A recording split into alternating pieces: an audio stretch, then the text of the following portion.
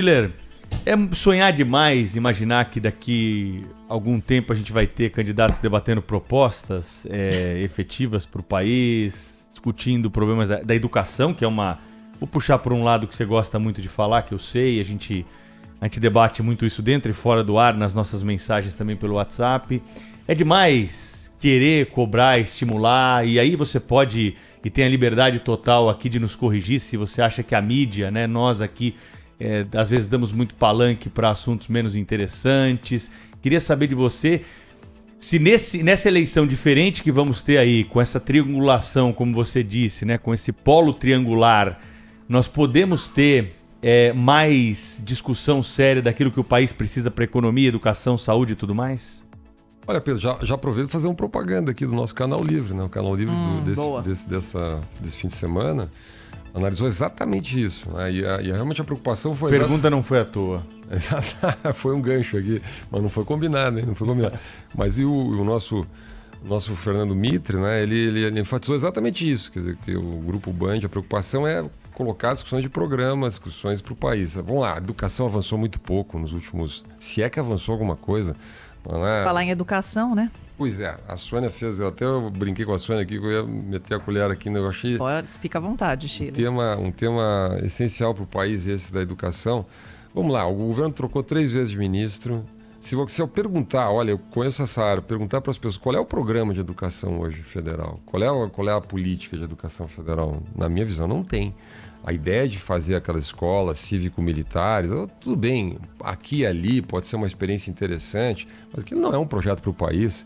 Você ter 70 e poucas, chegar no máximo 200 escolas cívico-militares, que não são escolas militares, assim, colégios militares, que são colégios que são próprios das Forças Armadas, que são exclusivos, são muito caros, né, que são comandados por pessoal militar, altamente especializado, tem toda uma disciplina. Não tem nada a ver com isso. Esse não é um modelo para o país. Não. Então, o Brasil não sabe como lidar com isso. Na verdade, a gente tira praticamente o último lugar no PISA, que é o teste da OCDE, com alunos de 15 anos a cada 3 anos, escola pública brasileira.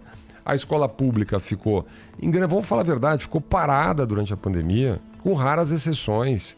Aula remota, mas aula pela televisão, aí faltou... Olha, o IPEA, Sônia, eu até quando estava falando, o IPEA tem um estudo, uma nota técnica que mostrava o seguinte, com 3 bi e 800 daria para ter oferecido um tablet e conexão digital para todos os alunos brasileiros que precisavam. 3 bi e 800. 3 bi e 800. Alguém pode dizer, mas é muito dinheiro. Não é nada, desculpa falar assim, não é nada para o orçamento brasileiro.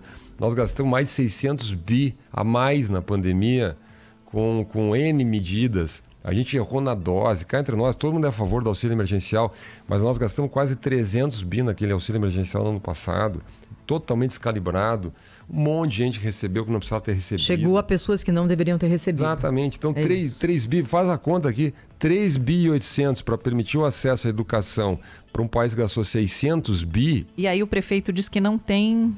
Porque exatamente, eu liguei para vários secretários, inclusive nesse programa Canal Livre estava o secretário Adriano Nazi de Brito lá de Porto Alegre, estava Humberto Martins. Aliás, Canal Livre, hoje 11 da noite, aqui na Rádio Bandeirantes. Ótimo, então vale a pena, é uma discussão realmente nesse foco, conteúdo, alternativas reais para a educação. Conversei com vários secretários que me disseram, por que não compraram os tablets, por que não chegou nas pessoas, por que não fizeram a conexão? Assim, a boca pequena, na verdade, o que eles me dizem? Fernando, não é um problema de dinheiro. O governo repassou fortunas, o governo federal, para os estados, para os municípios. Não é um problema de caixa. O problema é que a licitação é lenta, ninguém quer correr risco de não fazer a licitação, comprar direto, tem um apagão das canetas, porque para chegar o material é complicado, para distribuir é complicado, os professores não estão treinados para usar. Bom, na metodologia, a pedagogia, os sindicatos também reagiram para trabalho remoto. Bom, não funciona. A organização da escola pública brasileira não funciona. Essa é a questão. Ou seja, deixaram de investir 15 bilhões, que são constitucionais. Na verdade, deixaram de gastar. De gastar, exatamente. É dinheiro que estava porque não sabem gastar. Não, assim, eles simplesmente não gastaram, né? É dinheiro que estava lá para ser gasto. e não gastaram. Olha, eu trabalhei eu fui professor eu fui psicólogo na Universidade Federal do meu estado, e eu era próximo do vice-reitor, que era o cara que administrava a universidade. Ele ficava feliz da vida quando havia greve, porque a greve fazia a universidade poupar recursos. Imagina, essa situação em que vive a educação no Brasil desde aquela ocasião. Essa pandemia, né, deu sobra de caixa para os secretários estaduais e municipais de saúde. Quando a gente reclama, por exemplo, de falta de política que existe mesmo, né? Não há a ausência total de uma política pública sobre escolas públicas, por exemplo. Talvez o erro tenha sido lá atrás, quando se transferiu essa responsabilidade para estados e municípios. O governo federal não tem escola pública. Não tem escolas públicas de primeiro nível, né? Do primeiro grau, do segundo. Todas essas escolas são administradas pelos estados e municípios. Poderá haver ali uma ou outra exceção, né? Mas as escolas são todas elas são estaduais e municipais. O governo federal vive a mentira de manter uma coisa chamada Ministério da Educação. Mas que educação, cara pálida? Não é? Devia ser Ministério da Universidade. Deixa eu fazer uma provocação aqui. Porque o MEC só cuida de universidades. Cuida entre aspas, né? Porque as universidades têm também a sua independência. Então, a única coisa que o MEC faz é transferir dinheiro para as universidades e mais nada. Então, assim, está tudo errado, né? Deixa eu fazer uma provocação aqui. Saiu, até botei no meu Twitter lá.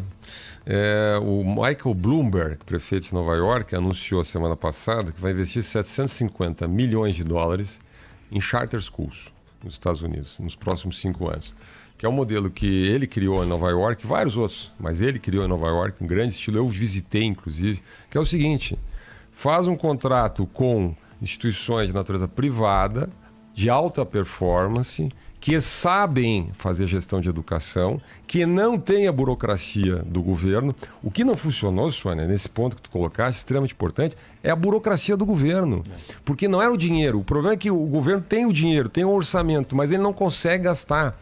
E não tem interesse em gastar. Eu perguntei para professores, para escolas privadas, diretores, por que no setor privado funciona? Não é porque o setor privado é querido, bacana. É porque se todo mundo aqui... O caminho é diferente. Né? O ouvinte que é pai sabe disso. Porque se a escola do filho não funcionar, eu troco a escola, eu troco de escola. Eu sou professor de escola privada, tá? No caso, na faculdade. Mas em uma semana, a gente estava dando aula online. Parou, março do ano passado. Iniciou a pandemia, paralisaram as aulas. Uma semana a gente estava treinando. A gente passou a semana treinando. Eu não sabia dar aula online. Aprendi a dar aula online em uma semana. Aprendi a usar o Teams. Né? Outros aprenderam a usar o Zoom. A gente aprendeu a fazer entrevista online. Exato, a gente aprendeu em uma semana. As primeiras aulas foram meio estranhas assim, mas daqui a um mês estava todo mundo trabalhando normalmente. Em uma semana. O setor privado, em uma semana, se recondicionou. Por quê? Porque senão o pai tira o filho da escola, ponto. Né? Agora, onde é que o pai da escola pública vai colocar o filho? Ele não tem alternativa, ele não tem força de pressão, os pais não têm poder na escola pública. Então, assim, porque quando eu digo assim, se o Michael Bloomberg, que para mim é um dos grandes gestores dos últimos anos no mundo, entendeu esse negócio, a gente não entendeu, né? A gente fica inventando essa história. Então o Brasil precisa mudar. Esse é o tema aí do... O primeiro ponto de partida disso aí, Sheila, nós visitamos lá em Nova York esse modelo aí que você está mencionando, que foi apresentado para as autoridades aqui de São Paulo. E o primeiro ponto que me chamou a atenção, mais até do que a notícia sobre o sistema utilizado, é o tempo que o aluno fica dentro da sala de aula. O tempo que o aluno fica dentro da sala de aula nos Estados Unidos em relação aqui. Aqui a gente tem pouquíssimas escolas em período integral. Escola em período integral no mundo privado aqui é caríssima, né? Lá não, na escola pública, o aluno fica o dia inteiro na escola. Ele fica o dia inteiro na escola. Esse é o modelo básico europeu também, não é só? E aí, por isso que os países estão em outro patamar e nós estamos nesse patamar aqui. Com atividades extras, com tudo. Então, se a gente não partir da premissa da discussão sobre o tempo do aluno de sala de aula aqui na escola pública, a gente não vai conseguir avançar. Não sei se o Schiller concorda. Eu concordo, eu acho que tem 2 pontos. O problema da gestão micro. Eu também visitei lá, fui lá no Harlem, Nova York, lá na Keep Infinity Charter School, no Harlem, perto da Martin Luther King Boulevard. Né? Eu fiquei lá a manhã inteira, exatamente isso. Quer dizer, primeiro me chamou a atenção a escola silenciosa. Às vezes a gente entra numa... Não, a escola tem a concentração. Eu entrei numa sala de aula, assisti uma aula inteira, os alunos terminavam o trabalho, eles começavam a ler um livro. Eu perguntei para a professora, mas por que estão lendo o livro? Eu disse, não, porque alguns alunos fazem 10 minutos, outros fazem 5 minutos, e eles aproveitam o resto do tempo para ler. Né? Tem meritocracia, aqui a gente tem medo de meritocracia. Não é? Tinha um bonequinho do Obama com uma casinha branca, assim, né? Uma miniatura, uma casinha branca. Eu perguntei, o que é isso? Ela disse, não, é a viagem final de ano. Os melhores alunos aqui, eles vão visitar o Obama, que é o ídolo deles. Né? Lá. E na porta tinha escrito assim, 2028, sala 2028. Eu perguntei, por que sala 2028? É o ano que eles vão... Umas crianças de 10 anos de idade. É o ano que eles vão entrar na universidade. Olha. Bacana. E a sala chamava Princeton, outra chamava John Hopkins, a outra chamava Yale, exatamente para focar. Ou seja, você não deve desistir, você deve continuar. Sobre a meritocracia, eles já estavam preparando a premiação dos melhores alunos, isso que você está falando. Os melhores alunos são premiados. Aqui os problemas começariam pelas greves anuais, até às vezes semestrais, que acontecem no setor público. E acontece porque, afinal de contas, não tem punição, não tem nada. Quando há punição, quando o governador ou o prefeito resolvem cancelar o ponto de quem não trabalha, aquilo ali acaba virando objeto de negociação por retorno ao trabalho. Olha, então cancela aí, tem que pagar os dias parados. O Brasil é uma piada, né? Sobre esse aspecto. Começava daí. Aqui, greve de professor já durou 2 meses, de escola pública, minha gente. Olha, as pessoas sem merenda, sem aprendizado. E outra coisa, com discurso esquerdista, progressista e etc., em nome das causas populares. Na verdade, eles acabam contribuindo para aumentar o fosso, porque a escola privada não faz greve, não é?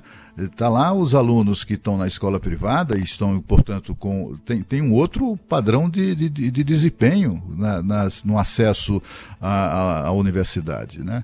O Brasil, olha, essa coisa de dizer que falta prioridade ao Brasil, à educação no Brasil, a prioridade não falta apenas nos governantes, nos políticos que não têm compromisso nenhum com isso. Falta, sobretudo, na cabeça de cada um de nós. Falta na cabeça até do professor, não é? Um professor que se dispõe a fazer greve durante 2 meses, ele não merece a profissão que exerce. Eu só vou dar um dado aqui para fechar esse ponto aqui. Do Tribunal de Contas do Estado de São Paulo. Professores faltam, em média, 30 dias dos 200 dias letivos. Dados do Tribunal de Contas do Estado de São Paulo. Então, nós estamos falando de 15 dias, de 30 dias em 200 anos do ano letivo. Né? Isso é uma greve silenciosa, escondida todos os anos. Tá? Por quê? Porque tem um sistema de licença. Eu não estou acusando o professor, mas o professor está usando uma faculdade que ele tem. Né? Só que o setor privado não tem isso. Não tem isso. Né? Quem paga a conta? Aluno do setor público. Mas viu, Pedro, nós vamos perguntar, não sei se todo mundo vai discutir, mas aqui nós vamos perguntar isso para os candidatos. Não, nós vamos entrar nessa. Deixa eu aproveitar o Fernando Schiller aqui. Vai, Cláudio. Não, só para isso me lembrou uma certa vez, há poucos anos, o senador Cristóvão Buarque, que agora está sem mandato, né, não é mais senador, mas que tem o grande mérito de refletir sobre a educação. Ele disse que tem mania por educação, né? Eu não gosto da expressão, mas é bem isso mesmo. Ele tem um foco muito... Ele revelou que aqui no Distrito Federal, e ele disse que esse não era um caso isolado, pelo contrário, era generalizado, mas o dado que ele tinha concreto era daqui do Distrito Federal, cerca de 30% dos professores hoje, agora, neste momento, estão de licença médica. 30%. Isso para além das faltas às quais se referiu o Schiller. Queria aproveitar a presença do Fernando Schiller, cientista político, hoje aqui no estúdio do Jornal Gente, da Rádio Bandeirantes, para colocar um último assunto para a nossa conversa, Schiller, que é um assunto quase que eterno aqui, não é? Reformas administrativa e tributária. Vou ler para você aqui uma notícia que o Daniel Batista, nosso chefe de redação, acabou de jogar no nosso grupo do Jornal Gente. Supremo Tribunal Federal abre licitação para contratar 200 recepcionistas durante um período de 1 ano. Salários vão de R$ 6.700 a R$ 7.200. custo total de 16.600.000. As funções desses profissionais são esclarecer dúvidas gerais sobre a atividade do Supremo, auxiliar na montagem e andamento dos processos, digitalizar documentos. Ou seja, a gente está contratando aqui 200 recepcionistas por um valor que no mercado privado não chega a 1/5 disso, a 1/5. E aí a gente volta a questões eternas, não é? Tamanho da máquina do Estado, privilégios, poder de corporações. Cadê a reforma administrativa, Schiller? Acho que já era essa aqui, né? Estamos em 6 de dezembro. Não sai mais esse ano. Ano que vem, obviamente, não sai. Olha, eu acompanhei dia a dia, a gente comentou aqui um monte de vezes, né? Os ouvintes acompanharam a reforma administrativa. A reforma administrativa, ela começou bem lá, o projeto, que era comandado pelo Wagner Lenhardt, um excelente gestor, Paulo Weber, que acabou depois saindo do governo, dentro do Ministério da Economia. Eles fizeram um projeto, consultaram um monte de gente. Eu, inclusive, fui consultado ainda com muitos professores que trabalham nessa área. Só que quando foi para a Casa Civil, já começou a ser desidratada, que é a palavra em Brasília, né? Desidratado. Palavra-chave de Brasília. Saíram os outros poderes, porque poderia dar judicialização. Saíram os atuais servidores, porque tinha um problema do direito adquirido. Quando saíram os outros poderes, né? Aí saiu o judiciário, legislativo, e saíram os atuais servidores, eu tirei meu... Como é que é? Botei meu burro na sombra, como é que se diz? Burro na sombra. Burro na sombra, porque eu disse, olha, não vai, porque daí vai ficar só para o futuro, vai criar 2 carreiras. Imagina, 2 funcionários sentados na mesma sala, um com um salário e outro com outro, um com uma progressão e outro com outro, um com um monte de direitos, entre aspas, o outro sem. Então não vai funcionar, isso não vai acontecer, né? E quando foi para o Congresso, aí começaram a desidratar mais ainda, as corporações entraram em campo. Em Brasília tem uma coisa que a gente tem que entender, não é? Ninguém representa o pagador de imposto em Brasília. Não tem lobby do pagador. Vocês nunca vão ver o lobby do pagador de imposto. Assim como o lobby do pobre, como o Cláudio Humberto sempre fala. Não tem. Como nós estamos falando de educação, não tem lobby de pais de aluno de escola pública. Não vai ter assim, eu sou da Associação dos Pais de Aluno de Escola Pública, estou aqui... Não tem isso lá em Brasília. Como não tem o usuário de serviço público. Consumidor, não tem. É o pagador, né? O cidadão. Agora, lobby dos policiais federais, lobby do Ministério Público, lobby dos juízes, lobby um dos lobbies mais fortes em Brasília, o pessoal de segurança do Legislativo, né? Então a Polícia Legislativa, os guardas municipais que agora entraram são carreira de Estado, porque são carreira... Então é um negócio fantástico. Então a reforma administrativa morreu, vai ficar para o próximo... E eu tenho uma tese, viu, Thaís? Se não fizer uma reforma administrativa, é uma furada discutir reforma tributária. Porque nós estamos com o gasto público lá em cima, quem é que vai querer reduzir imposto? Quem é que vai querer abrir mão de alguma coisa, né? Vamos lá, o judiciário brasileiro é o mais caro do mundo na relação PIB, o judiciário brasileiro. Olha, observem esse dado, o judiciário brasileiro é relativamente ao PIB o mais caro do mundo. E o nosso Congresso Nacional é o segundo mais caro do mundo, só perde para o Congresso americano. Mas vamos comparar a economia americana com a economia brasileira, né? Então, assim, tem um dado que é do INPA, até dos pesquisadores do INPA, mostrando o seguinte: cada parlamentar no Brasil custa 528 vezes a renda média do brasileiro. Isso é disparado o mais caro do mundo. Custo por parlamentar, o custo que cada um paga aqui. O segundo lugar, pasmem, é a Argentina, que está 300 abaixo, 228. E a média de países desenvolvidos é 40 vezes. Um parlamentar custa 40 vezes a mesma renda média. Então o Brasil, a elite política brasileira, capturou o Estado. A verdade é essa. A União paga, saiu um dado já, 90% a mais o prêmio salarial em relação ao ganho do setor privado. Então o salário médio de alguém no setor privado vai para o setor público federal. Municipal não é assim. Municipal é par e passo, né? Mas federal é 90%. Então isso é um absurdo, é mais um absurdo. Quer dizer, contratar recepcionistas, R$7.000, R$8.000, né, num Supremo que é caríssimo. Né? Pois é, o Supremo, inclusive, eu até trouxe aqui essa informação só para lembrar de como o dinheiro ali é gasto sem dó nem piedade, né, em relação ao pagador de impostos. É que o Supremo decidiu instalar mais, que já tem lá um bocado, viu? Já tem um monte. 2,5 km de grades de ferro para serem instaladas na Praça dos Três Poderes e para impedir que as pessoas se aproximem do prédio do Supremo. São 2,5 km de grades de ferro que serão acrescidas ao que já existe, né? Eles colocam assim caracol, que é para evitar que as pessoas circulem por ali. né, a Praça dos Três Poderes, exatamente aquela praça concebida por Lúcio Costa para ser a representação ali o espaço democrático, etc. e tal. Tem até lá o parlatório, né, no Palácio do Planalto, etc. Tudo isso aí acabou, né? É a única praça, certamente, ou uma das únicas praças, e pelo seu simbolismo, né, isso é ainda mais grave, que não é do povo, né? Como proclamou lá o poeta Castro Alves, a praça é do povo, como o céu é do condor, menos a Praça dos Três Poderes. Fernando Schiller participou conosco hoje aqui no estúdio da Rádio Bandeirantes, né, do jornal Gente. O Schiller está de volta sempre aí ao longo da nossa programação. Foi um prazer tê-lo aqui no estúdio, viu, Schiller? Um abraço para você. Abraço, bom trabalho para todos. Tá? Obrigada, Schiller.